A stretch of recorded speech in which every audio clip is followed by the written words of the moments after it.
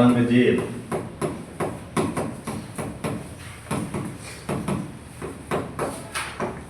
बंगाल का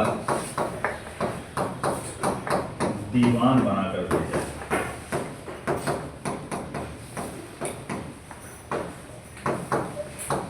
दीवान का मतलब क्या है? एक तरह से आपका प्रधानमंत्री बंगाल का दीवान बना के भेज दिया।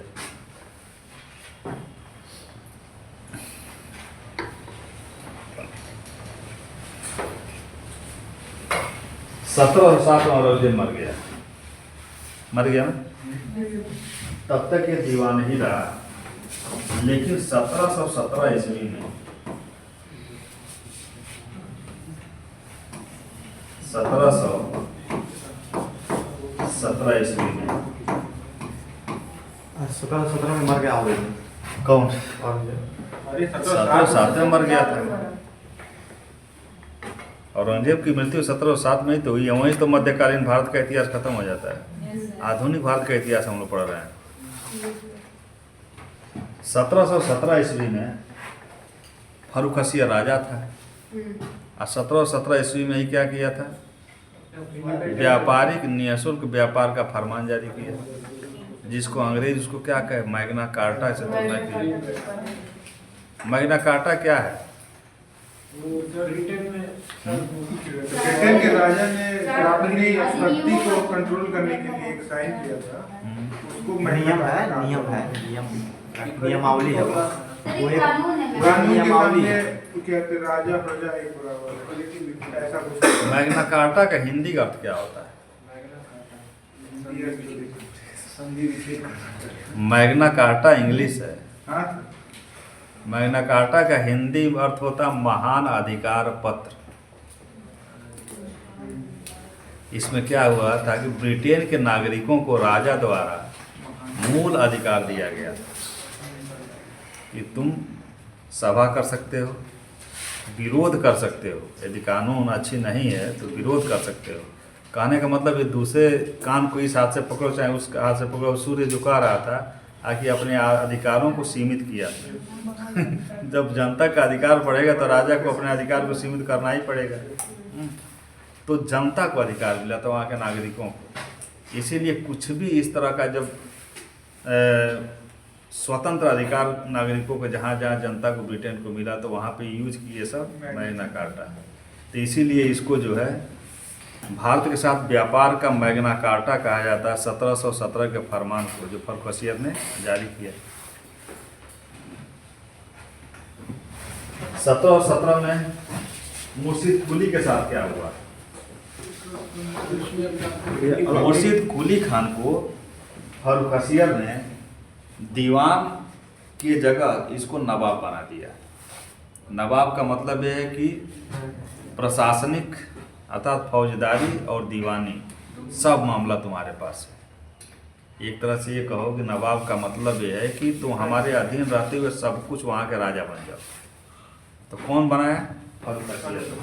1717 ईस्वी में मुर्शिद कुली खान को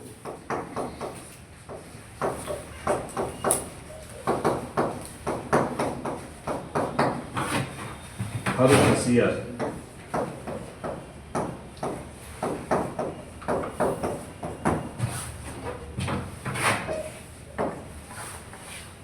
बंगाल का नवाब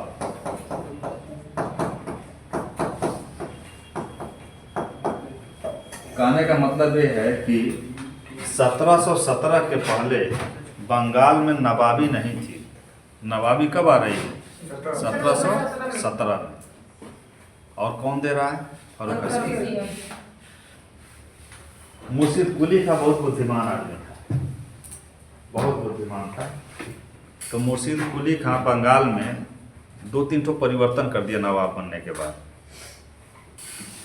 नवाब बनने के बाद परिवर्तन क्या किया? राजस्व के क्षेत्र में, इसको पता है? 1717 में नवाब बना। नवाब कौन बना? मुर्शिद कुली खां।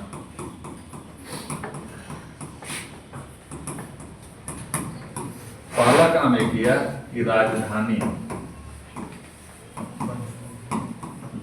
ढाका से ट्रांसफर करके मुर्शिदाबाद ले गया। बांग्लादेश में है इस समय। मुर्शिद कुली खान नवाब जब बना तो राजधानी पहले ढाका थी, ढाका से उठा के लेके चला गया मुर्शिदाबाद। और राजस्व के क्षेत्र में परिवर्तन क्या किया कि पहला इजारेदारी प्रथा लाया।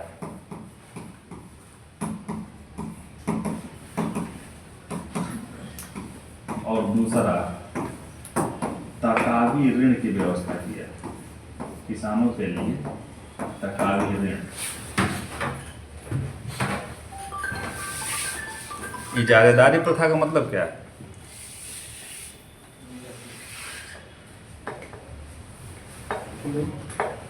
इजारेदारी प्रथा और तकावी ऋण।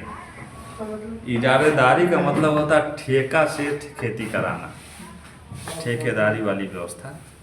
जैसे अभी बीच में नहीं उठा था कि छोटे किसान अपनी ज़मीन जो है, अब चल भी रहा है, जैसे मान लो कि जिनके पास 1 बीघा ज़मीन वो लेके उसी को अजुराए हुए हैं, गरीब से गरीब। इससे बढ़िया एक बीघा में तुम कुछ कर भी नहीं पा रहे हो, तुम जाओ कमाओ और तुम अपने को क्या है, होंडा वाली जो व्यवस्था है ना, होंडा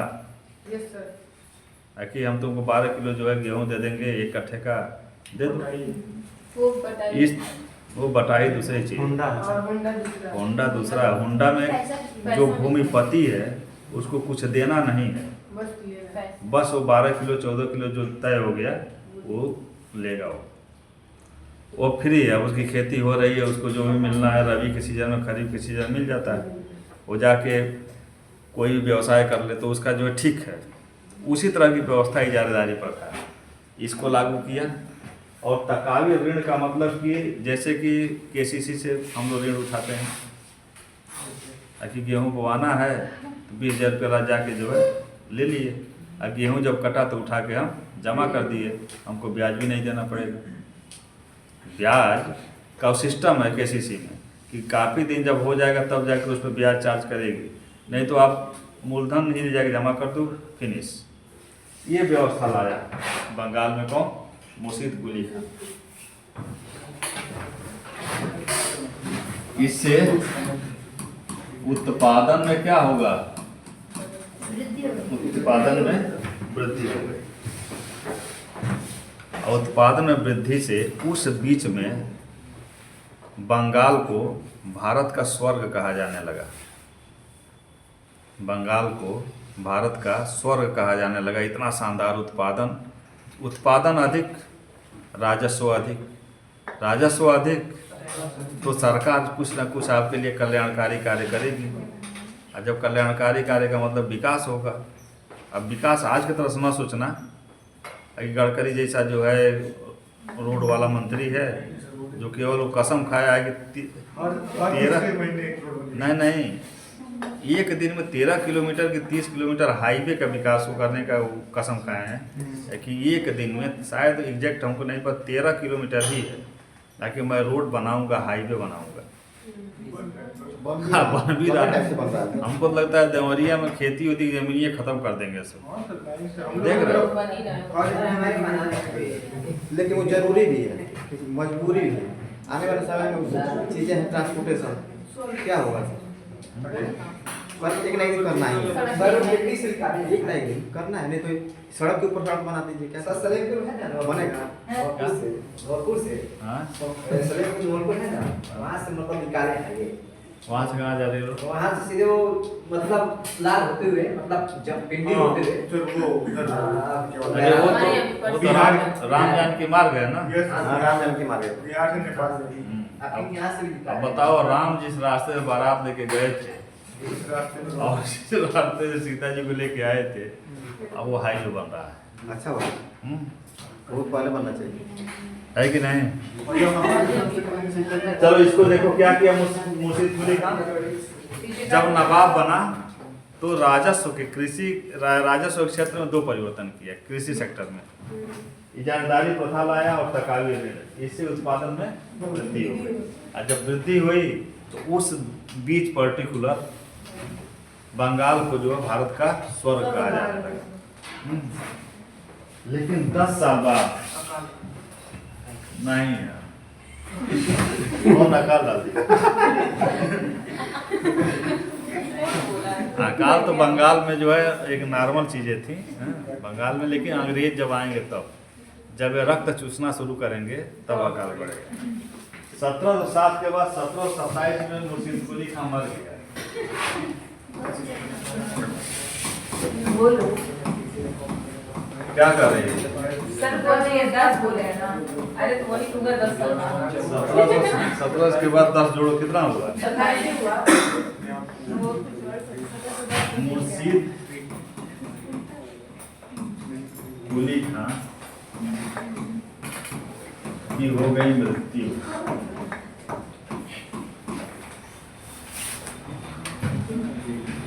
मुर्शिद कुली खां मर गया।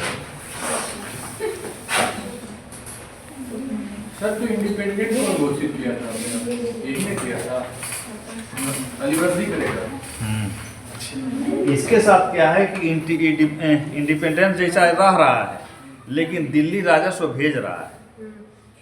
मुर्शिद कुली खां की एक लिख लेना ये विशेषता थी कि स्वतंत्र शासक जैसा रहता था,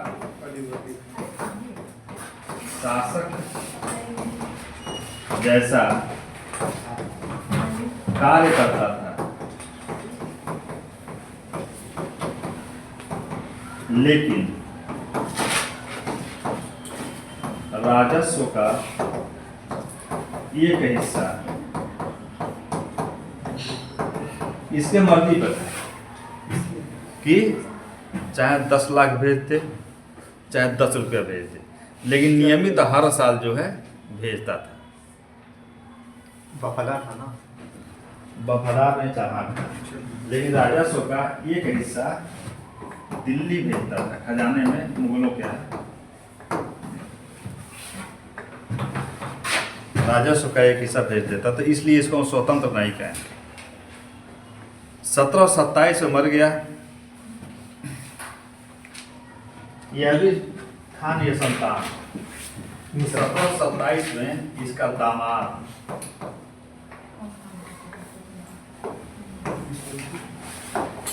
मुर्शिद कुली खां का दामाद 1727 ईस्वी में इसका था एक दामाद जिसका क्या नाम था?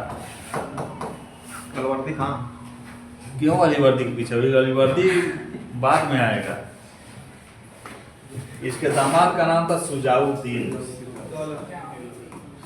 नहीं सुजाऊ नहीं, उसकी भी बात आएगा। अरे यार सुजाउद्दौला अवध में आएगा यार, वो सिराजुद्दौला है। वो भी अलीवर्दी के भी बाद आएगा। वो तो है ही है। सुजाउद्दीन है।